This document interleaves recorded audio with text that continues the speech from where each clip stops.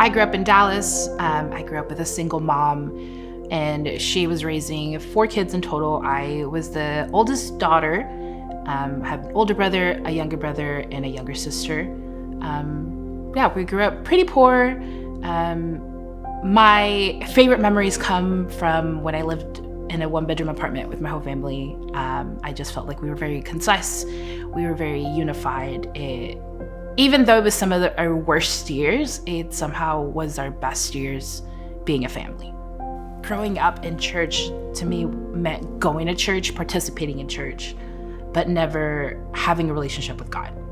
Yeah, it was never explained to me, you have a relationship with God, but it was never told to me like what that looks like. And the fact that it looks so different from everybody, and I took it in as there's a formula.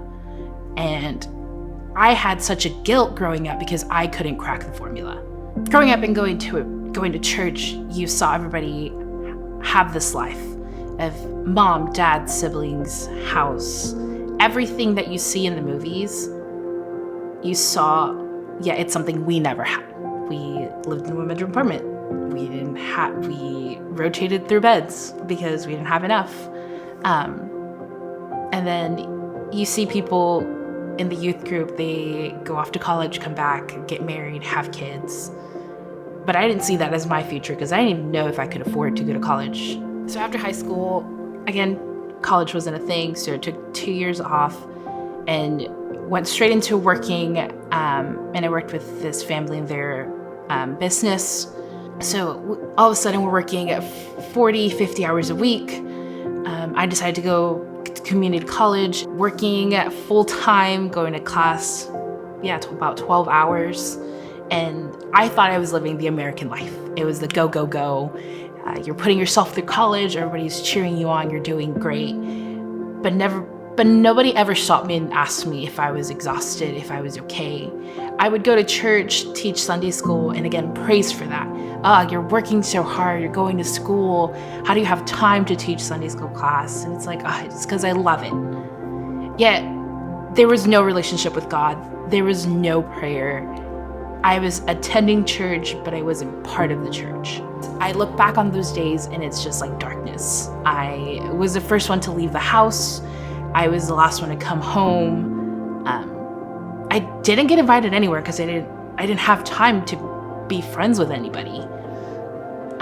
So in December of 2018, we go through this enormous traumatic thing that eventually breaks the 3 pillars of life, which is home, work, and church. They all just crumbled down to the point of there is no reason to rebuild with these pieces. So then, as someone who's been praised for doing all these things, what do I do when there's nothing left to rebuild with? In May of 2019, I decided to move to College Station. And that was for the fact that there was nothing left in Dallas for me. Yes, my family was there, my home church was there, but I didn't have a relationship with God, no prayer. The community that I did think I had was gone, was just robbed from me, is the best way that I can put it. And all of a sudden, everything came crashing down for the fact that it almost felt like my whole life had been robbed away from me. So I had a friend who was gracious enough to let me move in with her and her family. And those first couple of days, just sitting alone in a room, not knowing who you're living with, not knowing the area, that loneliness just shifted something in me. With the fact that I had to realize that I had nothing, and this is the point where I could completely just turn away from God. But having at least those roots in church and some amazing people in my life, they're like, no, this is where you trust God. Yeah, and I remember just saying, like, God, your will is my will. I knew from there that I needed to find community, a good, stable community that I could physically lean on. And I started going to Christ United Methodist. And I remember specifically sitting in the middle of the pews because nobody ever sits there, knowing I needed community but didn't want it. I had been so hurt by it before that I couldn't trust anybody. I just wanted to be by myself, yet that wasn't God's plan. All of a sudden, Zach Castillo grabs me. He goes, hey, let's come meet some of my friends. And I was like, okay, sure. I just want to sit by myself, but okay, we'll go meet them. So he left, and I'm left with two very amazing people who just want to get to know me. Yet I did not have a happy heart, and I was just like, I don't want to meet new people. I don't want this. Yet this was where was another turning point where I could either run from this or I can lean and embrace these brand new people. For the first time in my life, I was actually part of church and was growing my relationship with God. And that was really scary because everybody kept telling me like your Heavenly Father. And I was like, yes, Father, but how do you have a relationship with a father when all my earthly fathers have traumatized me? In a span of 23 years, I've had 8 father figures, and 6 of those have left me traumatized. So how do I have a relationship with somebody? How do I even talk to someone who's left me traumatized? Daniel Lumpy made a good point of, he's like, start with chair prayer, where you put a chair in the room and you just talk to somebody.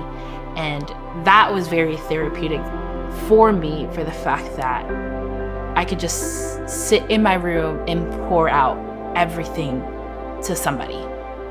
Everything from my disappointments to my grief to everything that I was feeling to the happiest moments in my life. And that was the first time that I can remember actually being in prayer and feeling God's presence. Was in that moment of pouring everything out.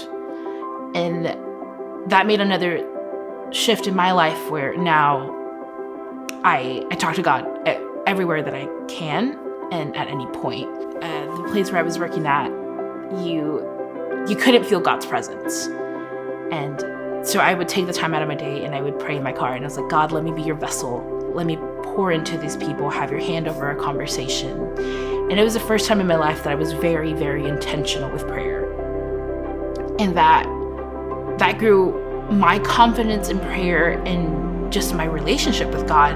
All of a sudden, just talking to him daily, actually asking him for something and not have this guilt of like, I haven't done enough, so I can't get anything. It's more like, hey God, this would be great. But if it's not your will, it's not my will. And that is still something I struggle with, but it's more now that I trust God. So up to this point, prayer was very personal, as in it was just me and God. Sometimes I would talk about my prayer with other people, but it was very just me and God.